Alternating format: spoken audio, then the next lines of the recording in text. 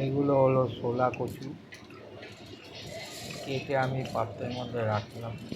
নমস্কার বন্ধুরা, আপনারা কেমন আছেন? নিশ্চয়ই ভালো আছেন। আমি হলাম আপনাদের প্রদীপ, আবার আপনাদের কাছে চলে এসেছি একটা সুন্দর রেসিপি নিয়ে। রেসিপিটির নাম হলো শোলা কচু বাটা। এই রেসিপিটি আপনাদের কাছে ভালো লাগলে আপনারা অতি অবশ্যই সাবস্ক্রাইবার, লাইক এবং কমেন্ট করে জানাবেন। আপনারা খুব সুন্দর সুন্দর কমেন্ট করেন, আমার খুব ভালো লাগে। আপনারা কমেন্ট করুন এবং পারলে বেশি করে এই ভিডিওটা শেয়ার করে দিন। তাহলে চলুন ভিডিওটা শুরু করা যাক। আজকের রেসিপি শোলা কচু বাটা।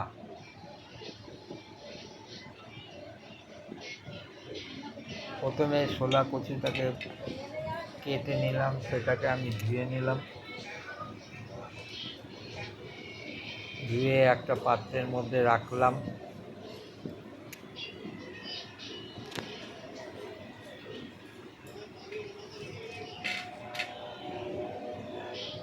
এবার সেটাকে পিস পিস করে কেটে নিলাম।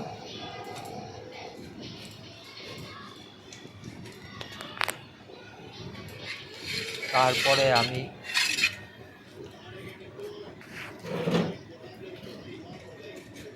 নারকেল নিলাম, নারকেলটাকে ছাড়িয়ে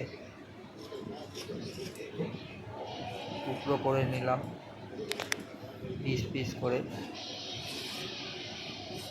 একটা পাত্রের মধ্যে রাখলাম।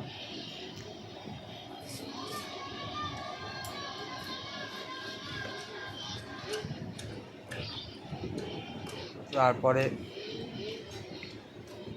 সর্ষে নিলাম, কালো সর্ষে, কতগুলো লঙ্কা নিলাম,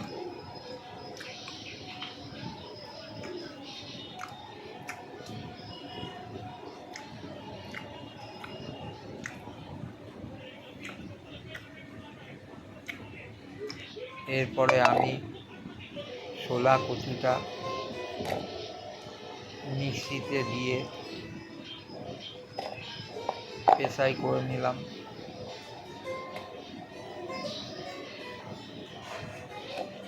আমার মিক্সিতে পেস্ট হয়ে গেছে। এটা হলো শোলা কচু পেস্ট। এরপরে আমি লঙ্কা, নারকেল এবং সর্ষে দিয়ে মিক্সিতে পেস্ট করে নিলাম। তারপরে আমি কড়াইতে তেল দিলাম। তেল দিয়ে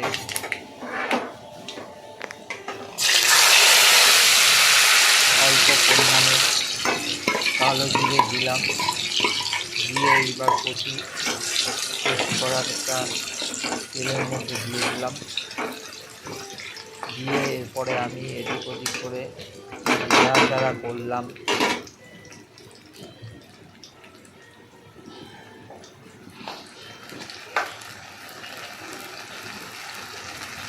তারপরে তার মধ্যে অল্প পরিমাণে নুন দিলাম, অল্প পরিমাণে হলুদ দিলাম।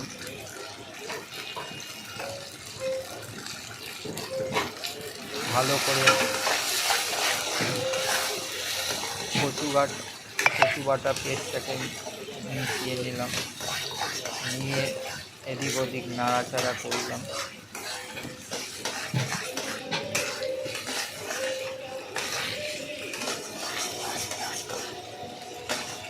ভালো করে নাড়াচাড়া করে এটাকে মিশিয়ে নিলাম।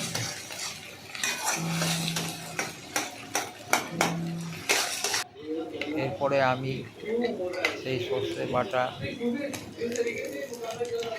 পেস্টটাকে তার মধ্যে দিয়ে দিলাম।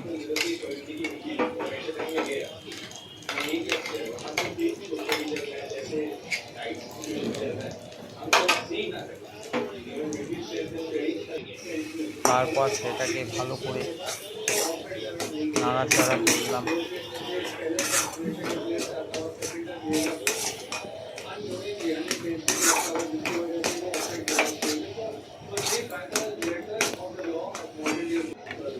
তারপর তার মধ্যে অল্প পরিমাণে চিনি দিয়ে দিলাম।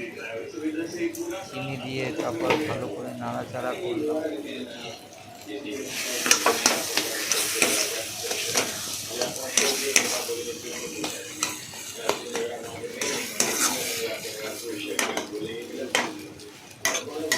আজকে আমার ছোলা কচু বাটা তৈরি হয়ে গেল। নমস্কার।